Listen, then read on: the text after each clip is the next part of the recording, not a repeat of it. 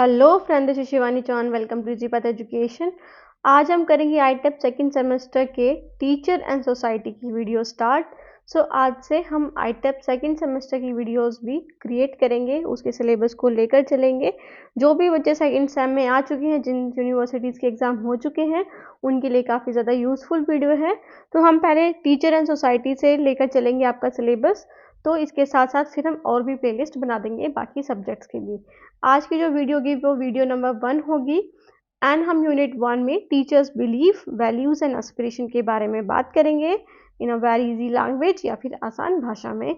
Start करते हैं आज की वीडियो। आईटेप सेकंड सेमेस्टर के लिए काफ़ी ज़्यादा यूजफुल है। स्टूडेंट, सबसे पहले हम बात करेंगे इंट्रोडक्शन से कि होता क्या है ये teacher belief, values and aspiration. Teacher play a fundamental role in shaping the future of their students. Teacher ही है जो बहुत ज़्यादा इम्पोर्टेंट रोल प्ले करती है हमारे पेरेंट्स के बाद हमारे फ्यूचर को शेप करने के लिए। जैसी हमारी टीचर होगी वैसी हमारी पहचान बनेगी। अगर हमें टीचर अच्छे नहीं मिलेंगे तो हम भी अच्छे से एक तरह से अपने फ्यूचर में कामयाब, थोड़ा सा एक कमी रह ही जाएगी, है ना। They believes, values and aspiration influence their teaching styles, classroom environment and interaction with students. तो टीचर्स के बिलीफ, वैल्यूज़ और उनकी एस्पिरेशन, तीनों चीज़ें बहुत ज़्यादा इन्फ्लुएंस करती है किस चीज़ को, उनके टीचिंग स्टाइल्स को, कि किस तरह से वो क्लास में पढ़ाते हैं, कैसा क्लासरूम एनवायरनमेंट रखते हैं, स्ट्रिक्ट रखते हैं, फ्लेक्सिबल रखते हैं, रिजिड रखते हैं, या फिर उनकी स्टूडेंट्स के साथ कैसी इंटरेक्शन होती है, वो सिर्फ लेक्चर पढ़ा के चले जाते हैं या फिर आपके साथ इंटरेक्ट भी करते हैं। तो ये चीज़ इन तीनों चीज़ों पे डिपेंड करती है। ये तीनों चीज़ों के बारे में, बिलीव्स के बारे में, वैल्यूज़ के बारे में और एस्पिरेशंस के बारे में आज हम इस वीडियो में आगे बात करेंगे इन deep and in detail. These factor not only affect how teacher approach education.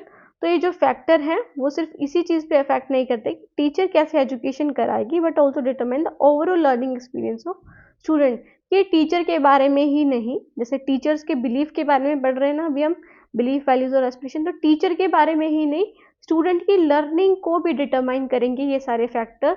Student के लर्निंग एक्सपीरियंसेस कैसे रहेंगे, कैसे वो पढ़ेंगे, कितना उनको आता है, वो सब डिपेंड करता है टीचर पे सबसे ज़्यादा, उनके बिलीव्स पे, उनके आइडियाज़ पे, जैसा वो सोचते हैं, वैल्यूज़ पे, कौन से प्रिंसिपल्स वो लेकर चलते हैं, और एस्पिरेशंस मतलब क्या उनका मेन एम है। ओके, तो हम इनको एक एक करके पढ़ते हैं अभी। First one is teachers belief. तो टीचर के जो बिलीफ हैं वो क्या हैं?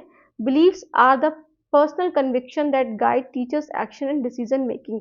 तो बिलीफ क्या होते हैं? जो उनके पर्सनल आइडियाज़ होते हैं, कन्विक्शंस होते हैं, जो वो खुद बना के चलते हैं, जिससे वो क्या चूज़ करते हैं कि कैसे एक्शंस लेने हैं उन्हें, और क्या उनके डिसीजन मेकिंग, उनके जो डिसीजन होंगे वो किस चीज़ पे डिपेंड करेंगे, उनके बिलीव्स पे डिपेंड करेंगे।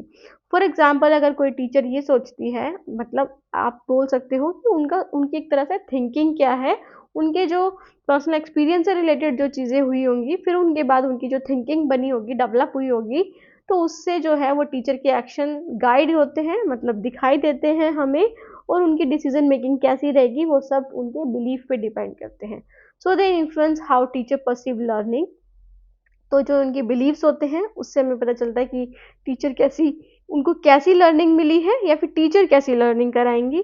और नॉलेज, उनकी नॉलेज के बारे में पता चलेगा, स्टूडेंट्स की एबिलिटीज़ के बारे में पता चलेगा, and the role of education in society. The teacher is the main, ठीक है, टीचर मेन रोल प्ले करती है बच्चों की लर्निंग पे। उनके बिलीफ, उनके आइडियाज़ और उनके, बोल सकते हो आप, एस्पिरेशंस, है ना, ये सब डिपेंड करते हैं। टीचर की लर्निंग स्टाइल्स इन सब पे डिपेंड करती हैं। स्टार्ट करते हैं। अभी देखते हैं आगे types of teacher belief. Teacher के अलग अलग तरह के बिलीफ हो सकते हैं, उनको अलग अलग टाइप्स में बांटा गया है। सबसे पहले बिलीव्स अबाउट लर्निंग।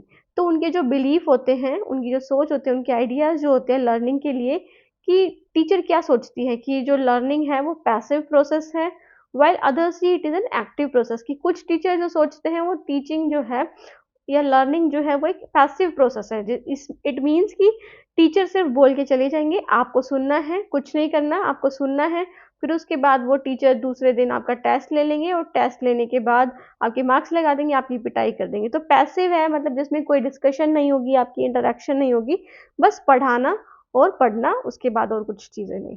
तो कुछ टीचर्स जो होते हैं उनकी थिंकिंग लर्निंग के ऊपर ही होती है कि learning is a passive process, and कुछ टीचर सोचते हैं कि ये एक्टिव प्रोसेस है, मतलब स्टूडेंट सेंटर्ड प्रोसेस है, कि बच्चों को ध्यान में लेते हुए टीचर को कुछ एक्टिविटीज पढ़ाई करानी चाहिए, उनकी क्रिटिकल थिंकिंग और उनकी क्रिएटिव थिंकिंग को एनहेंस करना चाहिए।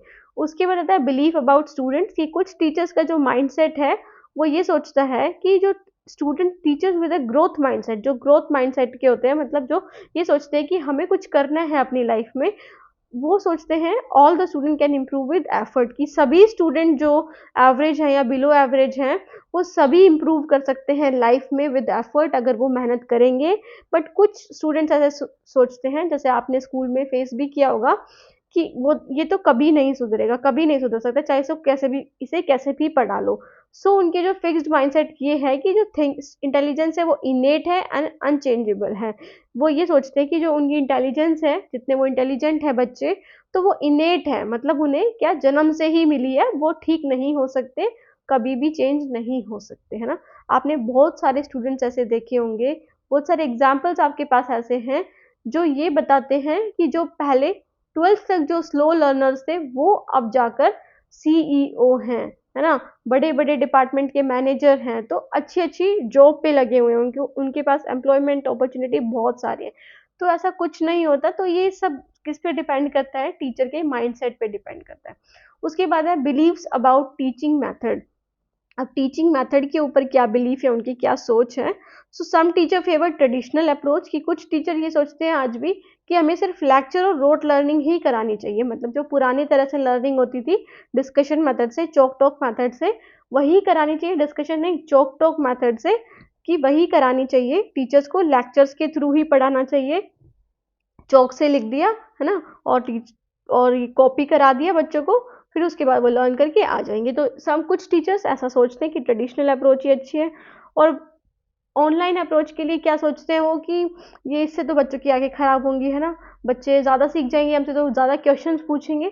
तो ऐसे कुछ माइंडसेट होते हैं टीचर्स के। While other embrace progressive methods, की कुछ टीचर्स ऐसी भी होती हैं जो प्रोग्रेसिव मेथड्स को क्या करती है, एम्ब्रेस करती हैं, मतलब बढ़ावा देती हैं, जैसे कि एक्सपेरिएंशियल लर्निंग को या फिर प्रोजेक्ट बेस्ड लर्निंग को, जिसमें बच्चे खुद करके सीखते हैं, ठीक है, एक्सपेरिमेंट कर, खुद ही एक्सपीरियंस करके सीखते हैं, प्रोजेक्ट बनाकर सीखते हैं, है ना। तो ये सारी चीज़ें। उसके बाद है बिलीफ अबाउट असेसमेंट। असेसमेंट के ऊपर क्या बिलीफ है, कि कुछ जो टीचर्स हैं some value standardise testing while other emphasis formative assessment, creative evaluation and self assessment, की कुछ तो ये सोचते हैं कि जो टेस्ट है वो एक तरह से बस टेस्ट ही बताएगा कि बच्चा कैसा है ना, एक स्टैंडर्डाइज टेस्टिंग करा दी, मतलब फॉर एग्जांपल एफएज वगैरह जो आपके होते हैं ना, बीच में टेस्ट होते हैं आपके, असेसमेंट होते हैं क्विजेज के थ्रू, उनको ना करा के सिर्फ जो आपके सेमेस्टर एग्जाम होते हैं उसको करा दिया, बस उसी से लगा लिया अंदाजा कि यू आर पास और फेल।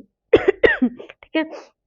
बट जो कुछ टीचर्स होते हैं वो ये सोचते हैं कि फॉर्मेटिव असेसमेंट भी होना चाहिए बच्चों का, जो teacher during assessment during learning भी होना चाहिए, क्रिएटिव इवैल्यूएशन होना चाहिए उनका, इट मीन्स कि क्विजेस गेम्स वगैरह के थ्रू बच्चों को इवैल्यूएट करो, और सेल्फ असेसमेंट भी होना चाहिए कि बच्चे खुद अपनी लर्निंग से सीखें, खुद पीयर लर्निंग, अपनी पीयर्स का असेसमेंट करें, इवैल्यूएशन करें, और अपना भी असेसमेंट करें, ताकि उन्हें अपनी गलतियों से पता चले अपने बारे में। So these are some types of believes of teachers, ठीक है, जिसके ऊपर टीचिंग भी डिपेंड करती है, और टीचर की और बच्चों की लर्निंग भी डिपेंड करती है।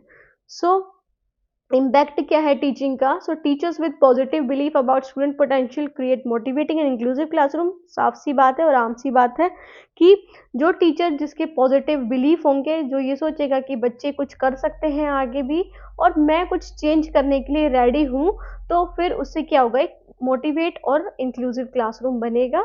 उसके बाद है बिलीव्स इन्फ्लुएंस क्लासरूम मैनेजमेंट।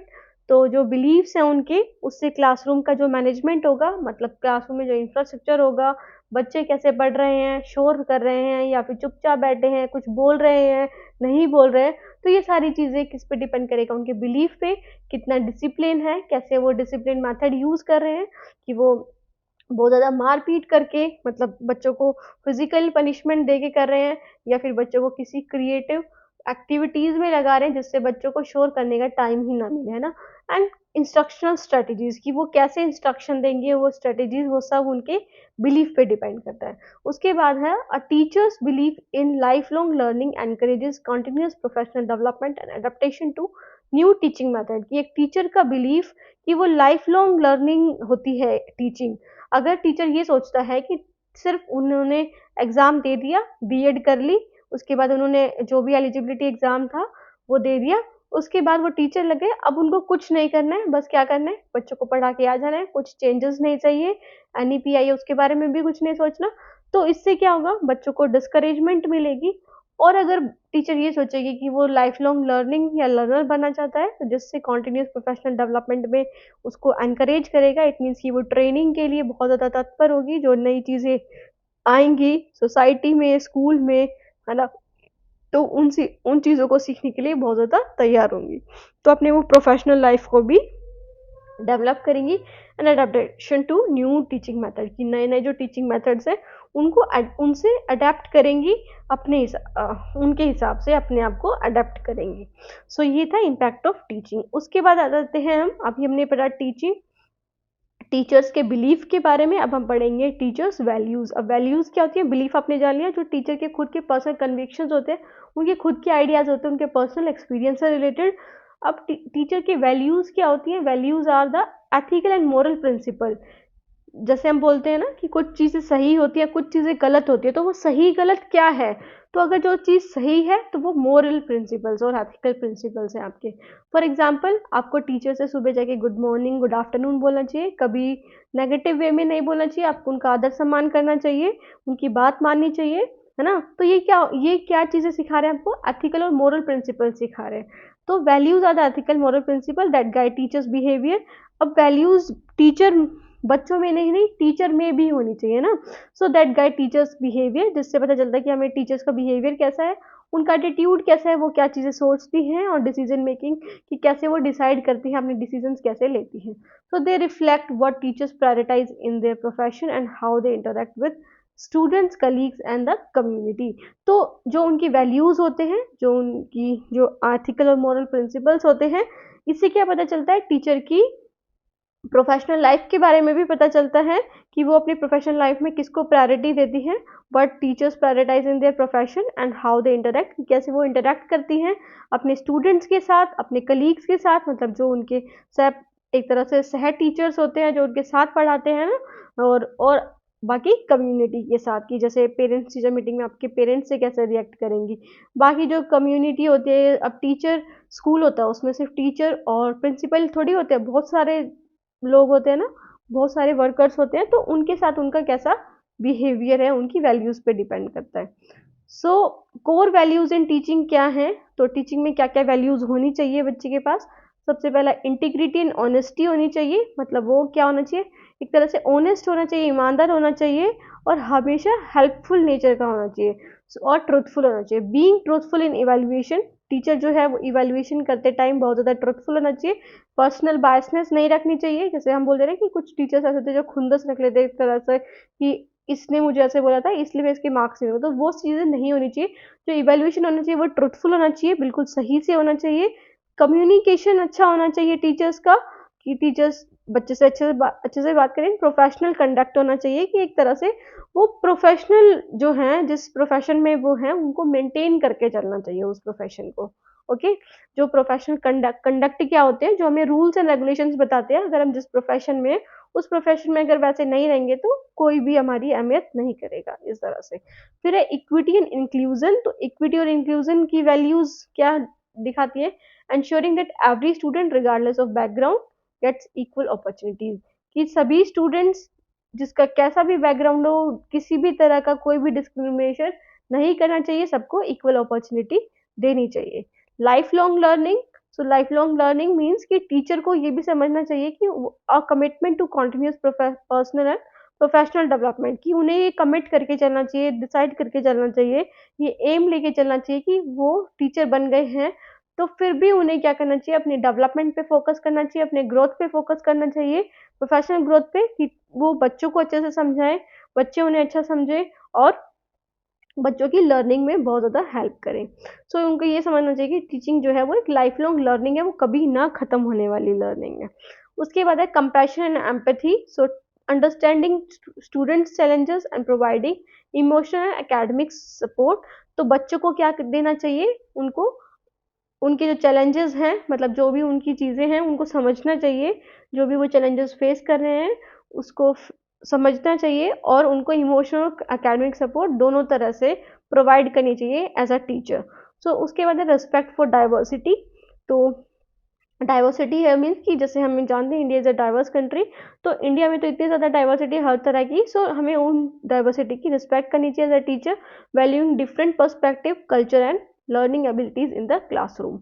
उसके बाद है कमिटमेंट टू एक्सीलेंस, कि टीचर को हमेशा ये खोज में रहना चाहिए कि वो क्या होना चाहिए, एक हाई स्टैंडर्ड, एक तरह से क्वालिटी एजुकेशन प्रोवाइड करे और बच्चों की डेवलपमेंट पे फोकस करें, स्टूडेंट डेवलपमेंट पे और high standard in education. Okay, उनको ये फोकस रहना चाहिए कि हमें एक अच्छा एक तरह से एजुकेशन बनाने, क्वालिटी एजुकेशन प्रोवाइड करनी है बच्चों को, ताकि बच्चों का डेवलपमेंट हो सके, ताकि उनका विकास हो सके। सो ये उसके बाद आता है कि इन्फ्लुएंस क्या है, influence on teaching practices. So teacher who value inclusion and equity create diverse, respectful and engaging learning process.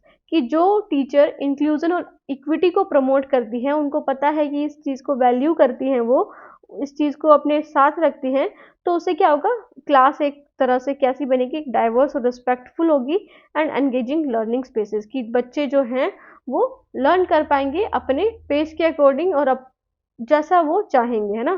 तो लर्निंग स्पेसेस भी बनेंगी। उसके बाद है those who prioritise critical thinking, कि जो क्रिटिकल थिंकिंग को ज़्यादा प्रायोरिटी देती है, अहमियत देती है, तो उनको उनके लिए क्या होगा, एनकरेज डिस्कशन, वो डिस्कशन एनकरेज करेंगी, मतलब क्लास में डिस्कशन को बढ़ावा देंगी, क्वेश्चनिंग को और प्रॉब्लम सॉल्विंग को। जैसे आपने देखा होगा कुछ टीचर्स जो हैं क्वेश्चंस पूछते हैं, फिर अगर बच्चे कुछ आंसर्स गलत कर देते तो उनको मजाक उड़ाते हैं, तो वो क्या होगा, वो क्या कर रही है, बच्चों में कॉन्फिडेंस को लो कर रहे हैं वो टीचर्स, ऐसे टीचर्स।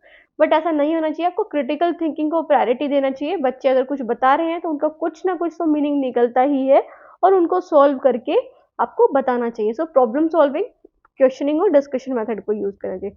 तो फिर है values like discipline and responsibility shape classroom rules and behavioural expectation. तो ऐसी वैल्यूज जिसमें अगर टीचर ही डिसिप्लिन नहीं होगी या रिस्पॉन्सिबल नहीं होगी, तो बच्चों जो क्लासरूम है उसका रूल्स अच्छे से नहीं बन पाएंगे, और बिहेवियरल एक तरह से एक्सपेक्ट किया होगा वो नहीं अच्छे से अचीव हो पाएगा। सो टीचर में अगर डिसिप्लिन और रिस्पॉन्सिबिलिटी होगी, तो उससे क्या होगा, क्लासरूम के रूल्स को एक शेप देती है वो, है ना, और बिहेवियरल एक्सपेक्टेशन की कैसे वो बिहेवियर कर रहे हैं क्लास में बच्चे, उस पर भी क्या करती है, डिपेंड करती है टीचर्स की डिसिप्लिन और रिस्पॉन्सिबिलिटी। उसके बाद आता है, अभी हमने पढ़ा था किसके बारे में, वैल्यूज़ के बारे में, और उससे पहले हमने पढ़ा था किसके बारे में, बिलीफ के बारे में। अब हम पढ़ेंगे टीचर्स एस्पिरेशन। तो टीचर की एस्पिरेशन क्या होता है, teacher aspiration refers to teachers long term goals and dreams for their careers, students and education system as a whole. तो एस्पिरेशंस क्या होती है, जैसे आशाएं, उनकी जो उम्मीदें हैं, उनकी जो गोल्स हैं, किसके लिए, उनकी करियर्स के लिए, कि उन्हें क्या करना है। फॉर एग्जांपल जो पीआरटी में जो टीचर्स हैं, उनको क्या करना है, उनको सोचना है कि वो प्रमोट कैसे हों, या फिर जो बच्चे हैं उनको बेसिक्स मैथ्स और बेसिक जो रीडिंग है वो अच्छे से सिखाना, ताकि उनको ज़्यादा दिक्कत ना आए। तो ये कुछ गोल्स होते हैं उनके, लॉन्ग टर्म गोल्स या फिर शॉर्ट टर्म गोल्स बोल सकते हो, जो एक एजुकेशन सिस्टम को क्या करते हैं, एडवांस करते हैं या अच्छा बनाते हैं। ठीक है, तो उनकी जो एस्पिरेशंस है, आशाएं, उम्मीदें हैं, वो कैसी हैं, एजुकेशन सिस्टम से, है ना, स्टूडेंट से और करियर से। उसके बाद है these aspiration are shaped by their values. अभी जो एस्पिरेशंस होंगी उनकी, कि उनकी क्या आशाएं हैं, फॉर एग्जांपल उनकी जो उम्मीदें हैं वो ये है कि बच्चों को सिर्फ टेस्ट में पास कर देना, अगर वो पास है, और पढ़ाना नहीं, थोड़ा बहुत ही पढ़ाना। तो उससे उनकी जो वैल्यूज होंगी, अब ये जो उनकी एस्पिरेशंस है, तो उनकी वैल्यूज कैसी होंगी, है ना, वैल्यूज उनकी रिजिड होंगी, वो सोचते नहीं होंगे टीचर्स स्टूडेंट्स के बारे में, उनके बिलीव्स कैसे होंगे, उनके एक्सपीरियंसेस कैसे होंगे। तो ये सब डिपेंड करता है, जो एस्पिरेशंस होती हैं वो डिपेंड करता है टीचर्स की वैल्यूज़ पे, बिलीफ पे और उनके एक्सपीरियंसेस पे, teaching in the teaching profession, कि टीचिंग प्रोफेशन में उनके एक्सपीरियंसेस कैसे रहे हैं, ये सब उस पर डिपेंड करता है। उसके बाद आता है कॉमन एस्पिरेशंस ऑफ टीचर्स, कि क्या एस्पिरेशंस होती है कॉमनली टीचर्स की। फर्स्ट है student success and holistic development, कि सबसे पहला कि टीचर्स क्या सोचती हैं कि बच्चों को सक्सेस मिले, बच्चे अपने लाइफ में कामयाब हो, और होलिस्टिक डेवलपमेंट की बच्चों का हर तरह से सर्वांगीण विकास हो बच्चों का, है ना, कि वो बच्चे फिजिकली भी डेवलप हो, सोशली भी डेवलप हो, इमोशनली भी डेवलप हो, साइकोलॉजी भी डेवलप हो, तो हर तरह से बच्चों को डेवलप करना एक तरह से टीचर का एस्पिरेशन होता है। सो हेल्प गोल होता है helping students achieve not just academic excellence, कि बच्चों को सिर्फ एकेडमिक एक्सीलेंस ही नहीं, बाकी चीज़ें भी में भी परफेक्ट करना, सोशल वेलबींग भी बनाना, उन्हें एक अच्छा इंसान भी बनाना, और इमोशनली भी उन्हें स्ट्रॉन्ग करना। उसके बाद है प्रोफेशनल ग्रोथ। सो टीचर्स बच्चों के साथ साथ अपने बारे में भी सोचते हैं, तो परसुइंग फर्दर एजुकेशन। तो टीचर जो हैं, आपने देखे होंगे कि बहुत सारे टीचर्स ऐसे होते हैं साथ में अपनी भी पढ़ाई करते हैं, अपनी रिसर्च करते हैं, और लीडरशिप रोल भी निभाते हैं एजुकेशन में। उसके बाद है third one is innovation in teaching. So adopting and experimenting with new pedagogical strategies, जो पेडागोजिकल स्ट्रेटजीज की पढ़ाने की जो तरीके हैं, नए नए तरीके हैं, इन्वेंशन है, इनोवेशन है जो आ रहे हैं, उनके साथ क्या करते हैं, एक्सपेरिमेंट करते हैं या उनको अडॉप्ट करने की कोशिश करते हैं टू इम्प्रूव लर्निंग आउटकम्स, है ना। अगर टीचर्स को लग रहा है कि बच्चे किसी मेथड से नहीं समझ पा रहे हैं, डिस्कशन से नहीं समझ पा रहे हैं, तो टीचर दूसरा मेथड यूज़ करेगी, है ना, क्वेश्चन एंड आंसर के लिए, या फिर ब्लेंडेड लर्निंग को अडॉप्ट करेगी। तो ये सारी चीज़ें क्या आएंगी उनके एस्पिरेशंस में। ओके, फिर है advocacy for educational reform, working towards policy changes to make education more accessible and effective. तो टीचर सिर्फ हाथ पे हाथ रख के नहीं बैठेंगे। अब ये देखो NEP 2020 आई है, किसने बनाई है वो? क्या किसी ऐसे इंसान ने बना दी जिसको टीचिंग की बिल्कुल नॉलेज नहीं थी? नहीं ना, कुछ टीचर्स मिलके, मतलब इसमें मेंबर्स थे, अलग अलग टीचर्स थे और लेक्चरार्स थे, तो अलग अलग पर्सन्स की कमेटी बैठी थी। तो टीचर्स का जो रोल है वो ये भी होना चाहिए कि वो पॉलिसी के टूवर्ड्स वर्क करे, काम करे, कि क्या चेंजेस हैं, क्या रिफॉर्म्स आने चाहिए, एजुकेशन को और एक्सेसिबल और इफेक्टिव बनाने के लिए क्या चेंजेस आने चाहिए, है ना, हमारी पॉलिसी में, हमारे रूल्स में। तो उन सब चीज़ों के प्रति भी टीचर्स काम करें। उसके बाद है कम्युनिटी एंगेजमेंट, कि टीचर सिर्फ स्टूडेंट्स के बारे में या फिर अपने बारे में ही ना सोचे, कि इसके स्ट्रेंथनिंग टाइज बिटवीन स्कूल्स, की स्कूल, फैमिली और लोकल कम्युनिटीज़ के बारे में भी सोचे, है ना। तो कम्युनिटी प्रोग्राम्स कराए, है ना, टीचर्स का ये भी सब काम होना चाहिए ताकि लर्निंग एनहांस हो। उसके बाद है PTM के थ्रू भी, है ना।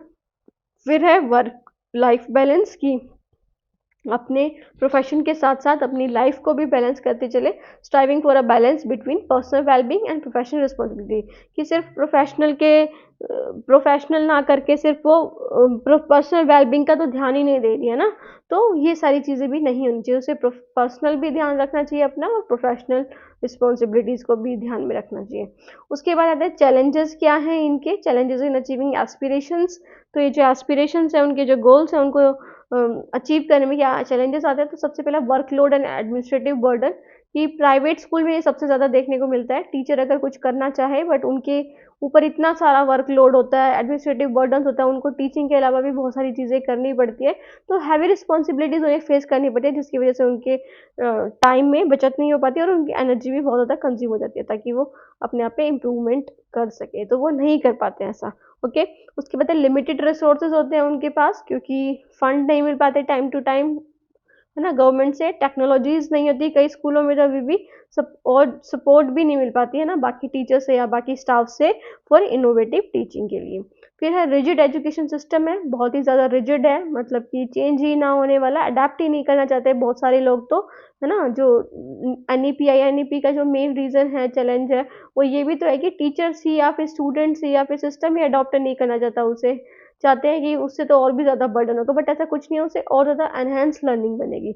सो रिजिड एजुकेशन सिस्टम में traditional policies and standardise curriculum can restrict creativity and student centred learning. तो जो ट्रेडिशनल पॉलिसीज और स्टैंडर्डाइज करिकुला है, मतलब सिर्फ एक रिजिड है, और लोगों की अहमियत को ना देखते हुए, उनकी नीड्स को ना देखते हुए जो करिकुलम बनाया हुआ है, उनको जो यूज़ कर रहे हैं, उसकी वजह से भी चैलेंज फेस करने को मिलता है टीचर्स को, है ना। उससे उसकी वजह से क्रिएटिविटी और स्टूडेंट सेंटर लर्निंग नहीं बढ़ पाती।